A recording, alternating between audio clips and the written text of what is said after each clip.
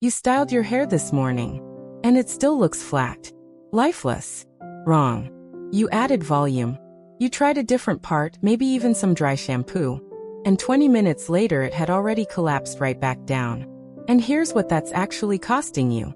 Thin hair that isn't styled correctly visually compresses your features, pulls the eye downward, and quietly adds 5 to 7 years to how your face reads, every single day, without you realizing it. In this video, I'm covering 4 specific steps that fix this.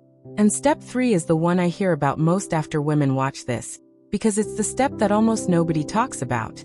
I researched the worst style and beauty mistakes and the best fixes for women over 50, so you get real results, fast. If you haven't already, hit subscribe. I cover this every week. Step 1. The wrong foundation is collapsing your volume before you even start. Here's something I want you to picture. You've just washed your hair. It's damp, it smells clean, and for about 30 seconds in the mirror, it actually looks fine. And then you dry it. And by the time you're done, that volume you glimpsed is already gone, and you don't know why. This is step 1. And it's the one that sets up everything else. The foundation you use on wet hair is either building volume into the structure of every strand, or it's collapsing it before you've even picked up the dryer. And this is the step most women skip entirely. Here's the thing about fine and thinning hair that nobody really explains. Thin hair doesn't lack volume because of what you do at the end. It lacks volume because of what you do, or don't do, at the very beginning. The wrong product at this stage is actually weighing each individual strand down. Heavy conditioners, silicone-loaded serums, thick creams. They feel moisturizing, they smell lovely, and they are doing real damage to your volume situation every single morning. This specific choice is coating your strands and pulling them toward your scalp, which flattens the crown, collapses the sides, and adds visual weight to the lower half of your face. So here's what to swap instead. On wet hair, before the dryer even comes out, you want a lightweight volumizing mousse or a fine hair-specific root spray. Not a leave-in conditioner. Not a serum. Not anything that slides between your fingers like it needs to be washed off. You want something that dries almost invisible, that coats the strand in a way that makes it stand away from its neighbors rather than cling to them. Work it through from root to mid-shaft and stop there. The ends of fine hair do not need product. What they need is to be left alone. Write this one down. Apply product only to the roots and mid-lengths, let the ends breathe, and you've already changed the behavior of your hair before you've dried a single strand. One maintenance truth for this step. Replace your product lineup every time a formula changes. Brands quietly reformulate, and what worked beautifully for 2 years can suddenly turn heavy on you without any warning on the label. If your volume has recently dropped off and you haven't changed your routine, check the product first. Coming up in step 2, I'm covering the drying technique that either sets your volume permanently in place or guarantees it collapses within the hour. And it comes down to one direction most women dry, and that's exactly wrong. Step 2. The drying direction that's destroying your lift. Let me ask you something direct. When you dry your hair, which way does the dryer point? Most women dry downward, down along the shaft, following the direction the hair naturally falls. It feels right. It feels controlled. It feels like you're smoothing things out. And it's the single most effective way to guarantee your fine hair has no volume by the time you're done. Drying downward on fine hair closes the cuticle in the wrong position, press flat against the scalp, and sets it there. Then you add your finishing products and wonder why nothing holds. This specific mistake is flattening your crown, eliminating any lift at the root, and making your hair sit in a way that visually draws the eye down the sides of your face, which shortens your features and adds years to how your face reads in any light. Here's the thing. Volume on fine hair isn't created at the end of your styling routine. It's baked in during the drying phase. If the root is dried flat, it will stay flat. No amount of backcombing, dry shampoo, or finishing spray will fix what a flat root has set in place. This is the one a friend of mine heard and immediately called her stylist to confirm, because it felt almost too simple to be this impactful. Flip your head forward.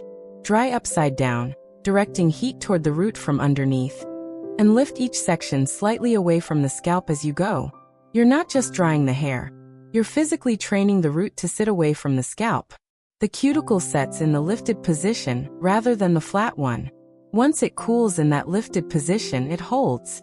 Then, and this is the part most women miss, stand back up slowly and finish drying while the hair is still slightly warm, not fully cooled. You want to gently redirect any sections that fell back down while the root is still pliable. Once it's fully cooled, it's set and you can't move it without applying heat again. The swap is this. If you're still drying top down, starting at the crown and pushing air downward, swap to a root first, inverted drying technique that lifts each section upward and away from the scalp. And your volume will last hours longer than anything a can of dry shampoo ever gave you. Maintenance note. Clean your dryer filter monthly. A clogged filter reduces heat efficiency, which means you overwork the hair to compensate, and that alone can cause extra thinning over time. What's coming in step 3 is honestly the one people message me about most. It's not a product. It's not a technique. It's the cut. And specifically, the length. Most women with fine hair are holding on to that is actively working against everything else you do. Step 3. The length that's making your hair look thinner. I didn't expect this to be the step that surprises people most. But it always is. Because it asks you to let go of something you've probably been holding on to for a long time. And that's never a comfortable ask. The length.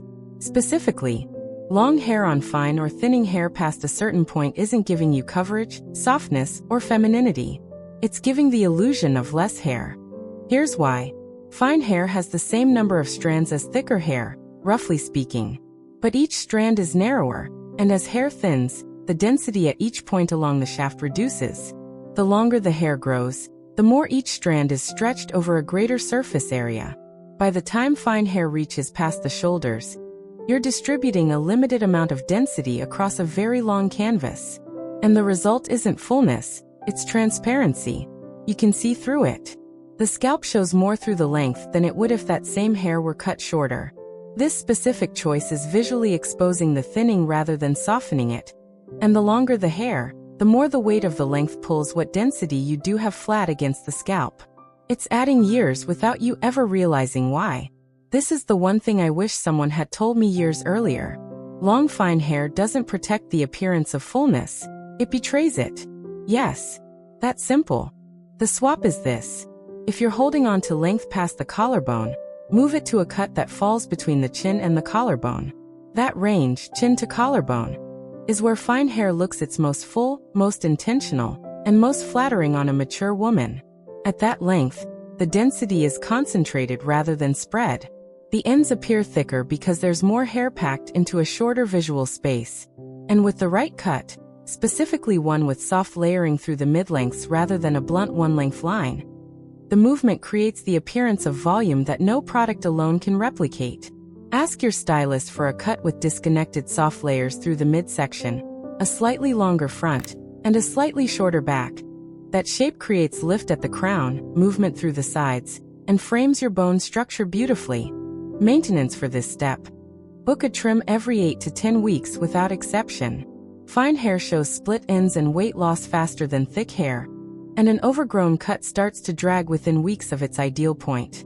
The next step, step 4, is one that almost no one covers in videos like this. It's about finishing, and specifically the one product and technique combination that locks everything in so it actually lasts through the day. Step 4. The finish that locks everything in, or undoes all of it. You've done everything right. Good product at the root. A lifted, inverted blow-dry. A length that works with your hair instead of against it. And then you pick up the wrong finishing product. And within 2 hours, it's flat again. The finishing step is where so many women lose everything they built in steps 1, 2, and 3, and it's not their fault. The finishing products most of us were introduced to, heavy hairsprays, smoothing serums, shine-enhancing creams, were formulated for thick hair. They were made to tame, to control, to press things down and hold them there. And that's exactly what they do on fine hair, too. They tame it right back to flat. This specific mistake is undoing hours of preparation and adding weight to strands that were already fighting gravity. And it's visually aging you by compressing the silhouette of your hair, which softens and rounds the face rather than framing it. Here's what to use instead, and this is the part that almost nobody covers. Lightweight texturizing spray, not hairspray, not mousse at this stage, not a serum. A texturizing spray designed for fine hair creates microscopic friction between strands. That friction is what volume actually lives in. Strands grip each other instead of lying flat and parallel, and that grip is what makes hair look thicker, fuller, and alive. This one shift is everything. Apply the texturizing spray in sections. Hold it about 8 inches from the hair, spray lightly at the root, and then scrunch gently upward from the ends. Not downward. Upward. You're encouraging the strand to crinkle microscopically, which creates the visual thickness that fine hair naturally lacks. Let each section cool and set before moving to the next. That gives each zone its own structure rather than letting everything flatten together. And then stop. This is the other thing. Over-touching fine hair after product application is one of the most common ways women undo their own work. Once it's set, leave it. Every time your fingers run through it, you're redistributing product, breaking the friction you just created, and pressing strands back against each other. The swap.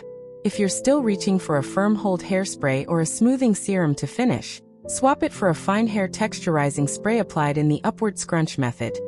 And your volume will hold through the afternoon in a way it probably hasn't in years. Maintenance for this final step. Wash your hair no more than every other day if possible, and use a dry shampoo at the root on off days, not as a volume substitute, but as a scalp oil absorber, which keeps that root friction intact between washes. There's one accessory mistake I see constantly paired with thin hair situations that magnifies everything we covered today, and that's next.